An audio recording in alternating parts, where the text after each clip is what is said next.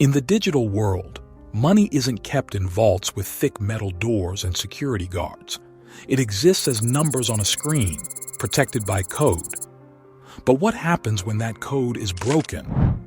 In August 2016, nearly 120,000 Bitcoin disappeared from one of the world's largest cryptocurrency exchanges.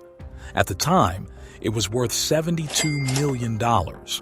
Today, that same Bitcoin would be worth billions. This is the story of the biggest digital heist in history, how it happened, and the wild journey to catch the thieves. To understand how someone could steal $72 million in an instant, we first need to understand where this money was kept. Bitfinex was founded in 2012 in Hong Kong. By 2016, it had become one of the world's largest Bitcoin exchanges, a place where people could buy, sell, and store their digital currency. Think of it like a bank, but for cryptocurrency. Thousands of people trusted Bitfinex with their Bitcoin, believing it was secure. But unlike traditional banks, cryptocurrency exchanges were still new, largely unregulated and vulnerable. In the early days of Bitcoin, several exchanges had already suffered hacks. The most famous was Mt. Gox, which lost 850,000 Bitcoin in 2014, forcing it to file for bankruptcy. These incidents made the cryptocurrency community more cautious, but not cautious enough. Bitfinex had learned from others' mistakes. They partnered with BitGo, a blockchain security company, to create a system that required multiple approvals for any transaction. This was called a multi-signature system, or multi-sig for short.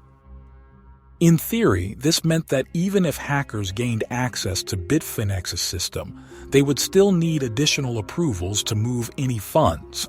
It was like having a safety deposit box that required two different keys to open. But on August 2nd, 2016, something went terribly wrong.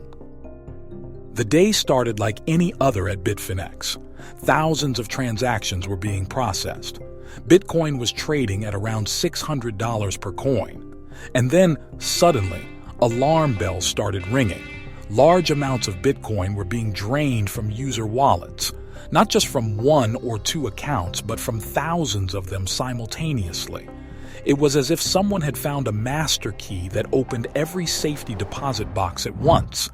In just a few minutes, the hackers had taken 119,756 Bitcoin from the exchange. At the time, that was worth approximately $72 million. Bitfinex staff scrambled to respond. They immediately halted all trading, withdrawals, and deposits on the platform. They contacted law enforcement and began an internal investigation. But it was too late. The Bitcoin was gone. The news spread quickly across the internet.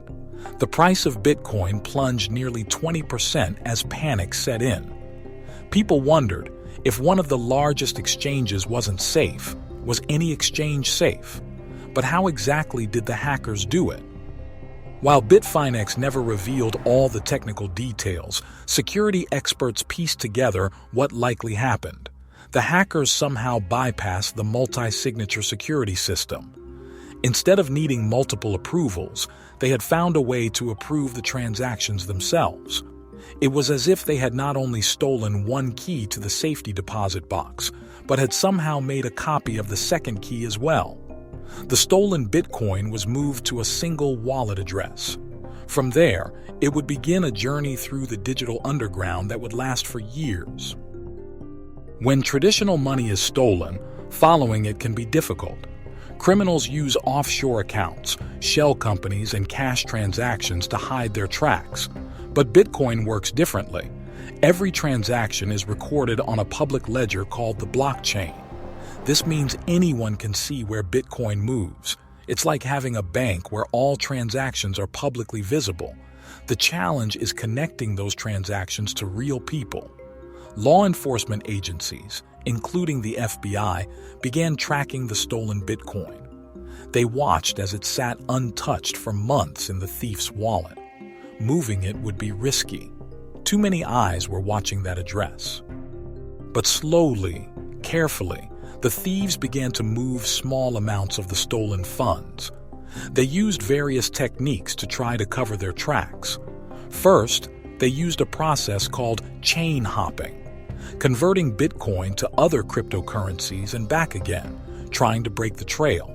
Next came mixing services, platforms that combine many people's cryptocurrency together and then redistribute it, making it harder to track specific coins. Finally, they set up thousands of new wallet addresses and split the money between them, creating a complex web of transactions. Despite these efforts, blockchain analytics companies like Chainalysis and Elliptic continued to track the movement of the funds. They developed sophisticated tools to follow the money, even through mixers and chain hopping. Meanwhile, Bitfinex was dealing with the aftermath. The exchange chose not to file for bankruptcy. Instead, they created a new token called BFX and distributed it to affected users. Each token represented $1 of loss and was a promise to repay victims eventually. It was a controversial move, but it allowed Bitfinex to stay in business. Over the next year, they gradually bought back all the BFX tokens, effectively repaying their users for their losses. But the stolen Bitcoin remained missing, and the thieves remained at large. Years passed. The price of Bitcoin rose dramatically. What had been worth $72 million in 2016 was now worth hundreds of millions, and eventually billions. It had become one of the most valuable criminal hauls of all time. And it was just sitting there, largely untouched because moving it would attract too much attention. The case had gone cold. Then, in January 2022, something strange happened. On January 31, 2022, blockchain analysts noticed unusual activity. Someone was finally moving large portions of the stolen Bitcoin. After nearly 6 years of sitting dormant, billions of dollars in cryptocurrency was on the move. The timing was odd. Why now, after all this time? And why move so much at once when that would surely attract attention? The answer would soon become clear. The stolen Bitcoin was being converted to other cryptocurrencies through automated processes. Some was being used to purchase NFTs, digital art tokens that were booming in popularity. Other funds were being deposited into accounts at regulated exchanges that required identity verification. These were not the actions of careful criminals. It was almost as if they wanted to be caught. Just 1 week later, on February 8, 2022, the U.S. Department of Justice made a stunning announcement. They had arrested 2 individuals in Manhattan and seized over $3.6 billion in cryptocurrency, the largest financial seizure in the department's history. The accused, a married couple named Ilya Lichtenstein and Heather Morgan. Ilya Lichtenstein was a 34-year-old tech entrepreneur. Russian-born but living in the United States since childhood, he had founded several startups and was well known in certain tech circles. His wife, Heather Morgan, was perhaps the more surprising figure. A 31-year-old entrepreneur and rapper who performed under the name Razzle Khan, self-described as the Crocodile of Wall Street. She wrote columns for Forbes about business and marketing. They lived in a luxury apartment in New York City's financial district. On social media, they portrayed themselves as successful, quirky entrepreneurs. There was nothing to suggest they were sitting on billions in stolen cryptocurrency. According to prosecutors, Lichtenstein had access to a digital wallet containing the private keys for the stolen Bitcoin. Investigators found this wallet in his cloud storage account, along with information about fake identities, notes about money laundering, and scripts for automating financial transactions. The couple had allegedly been laundering the proceeds for years, using complex methods to hide the source of their funds. They had established accounts with false identities at numerous cryptocurrency exchanges. They had bought physical gold, NFTs, and even Walmart gift cards with the stolen funds. But how had the couple obtained the stolen Bitcoin in the first place? Had they actually hacked Bitfinex? Or had they acquired the funds from whoever did? The Department of Justice never explicitly accused them of carrying out the original hack. Their charges were for conspiracy to launder money and conspiracy to defraud the United States. This distinction is important and remains one of the mysteries of the case. The couple's attempts to launder the money had left a trail. Despite using sophisticated methods, they had made crucial mistakes. They had used their personal email accounts to register with some of the exchanges. They had kept records of their fake identities in the same cloud storage as the private keys to the stolen funds. And some of the laundered money had ended up in their legitimate bank accounts. In short, they had left digital breadcrumbs that eventually led investigators right to them. The morning of February 8th, 2022 began like any other for Lichtenstein and Morgan. They had no idea that FBI agents were closing in on their Manhattan apartment. When agents entered their home, they found a crucial piece of evidence, a plastic bag labeled burner phones, hidden under the couple's bed. They also found over $40,000 in cash and more than 50 electronic devices. But the most damning evidence was digital. Investigators had already gained access to Lichtenstein's cloud storage account, where they found the private keys to the wallet containing the stolen Bitcoin. Using these keys, the FBI was able to seize approximately 94,000 Bitcoin, worth about $3.6 billion at the time. More than 25,000 Bitcoin from the original hack remained unaccounted for, but this was still the largest financial seizure in the history of the Department of Justice.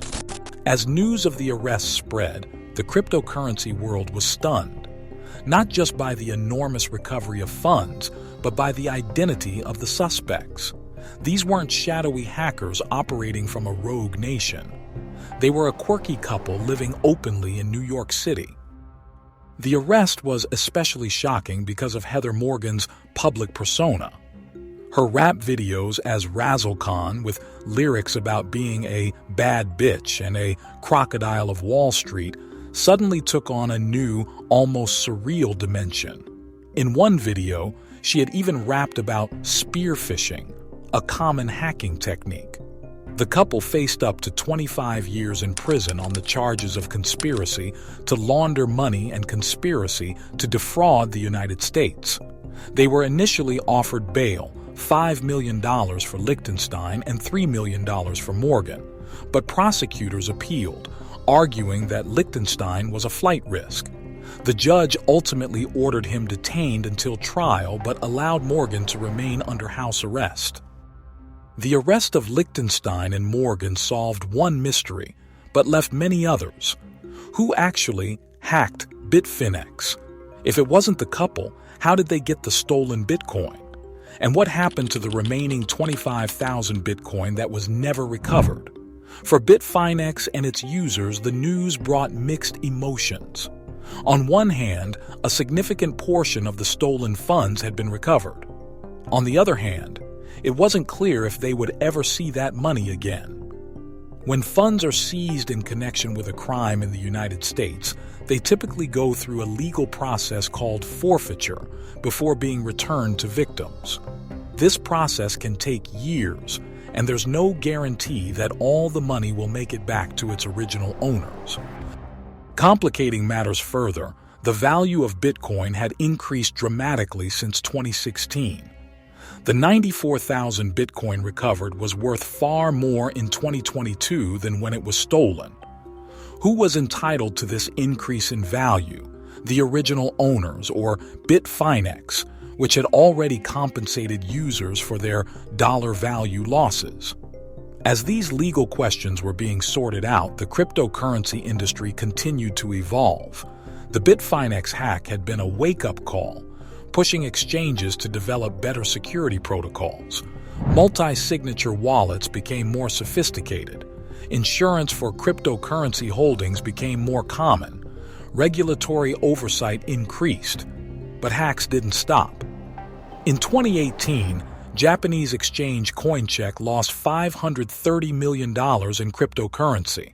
In 2019, Binance, one of the world's largest exchanges, lost $40 million. The digital gold rush continued, and so did the digital bank robberies. In February 2023, exactly 1 year after their arrest, Ilya Lichtenstein made a surprising decision. He pleaded guilty to conspiracy to commit money laundering. As part of his plea agreement, he admitted to receiving the stolen Bitcoin shortly after the Bitfinex hack, though he did not admit to carrying out the hack itself. Heather Morgan's case took a different turn. She agreed to a pre-trial diversion program, essentially a form of probation that, if completed successfully, would result in the charges against her being dropped. This suggested that prosecutors viewed her role as less significant than her husband's. Lichtenstein faced up to 20 years in prison for his plea, though legal experts expected his actual sentence to be considerably shorter due to his cooperation with authorities. The plea deal deepened the mystery around the original hack. If Lichtenstein received the Bitcoin from someone else, who was that person? And why weren't they facing charges? Some speculated that Lichtenstein might have provided information about the original hackers as part of his cooperation with authorities. Others wondered if there were ongoing investigations that hadn't yet been made public. Meanwhile, the legal battle over the seized Bitcoin continued. Bitfinex maintained that the funds belonged to them, as they had already compensated their users. Some users argued that they should receive the current value of their lost Bitcoin, not just the dollar value at the time of the theft. The Department of Justice began a process to return the stolen funds to rightful owners, but it was complicated by these competing claims and the enormous increase in Bitcoin's value. The Bitfinex hack and its aftermath taught the world several important lessons about cryptocurrency. First, it demonstrated both the transparency and the privacy of Bitcoin.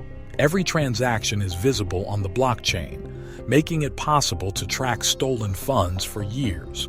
But connecting those transactions to real people remains challenging, allowing the thieves to hide in plain sight for a long time. Second, it highlighted the risks of centralizing decentralized currency. Bitcoin was designed to eliminate the need for banks and other financial intermediaries. Yet many Bitcoin owners choose to keep their coins on exchanges like Bitfinex, essentially digital banks, creating tempting targets for hackers. Third, it showed how the volatility of cryptocurrency can turn even failed crimes into valuable hauls. When the Bitfinex hack occurred, Bitcoin was worth about $600. When Lichtenstein and Morgan were arrested, it was worth over $40,000. The original $72 million theft had grown to be worth billions, simply because the thieves held on to it. Fourth, it revealed the growing sophistication of law enforcement in the cryptocurrency space. What might have been the perfect crime in 2016 was solvable by 2022, as investigators developed better tools and techniques for following digital money. Finally, it demonstrated that despite the anonymous reputation of cryptocurrency, the human element remains the weakest link. No matter how sophisticated the technology, people make mistakes, leave traces, and eventually get caught. The Bitfinex hack was, in some ways, the perfect crime for its time. In 2016, cryptocurrency was still new enough that security was developing. Blockchain analysis was in its infancy, and the value of Bitcoin was low enough that $72 million could be stolen without destabilizing the entire market. But perfect crimes don't stay perfect. As technology evolves, so do the methods for solving crimes. What can't be tracked today might be easily traced tomorrow. The 119,756 Bitcoin stolen from Bitfinex didn't disappear. They continued to exist on the blockchain, waiting to be found. And eventually, most of them were.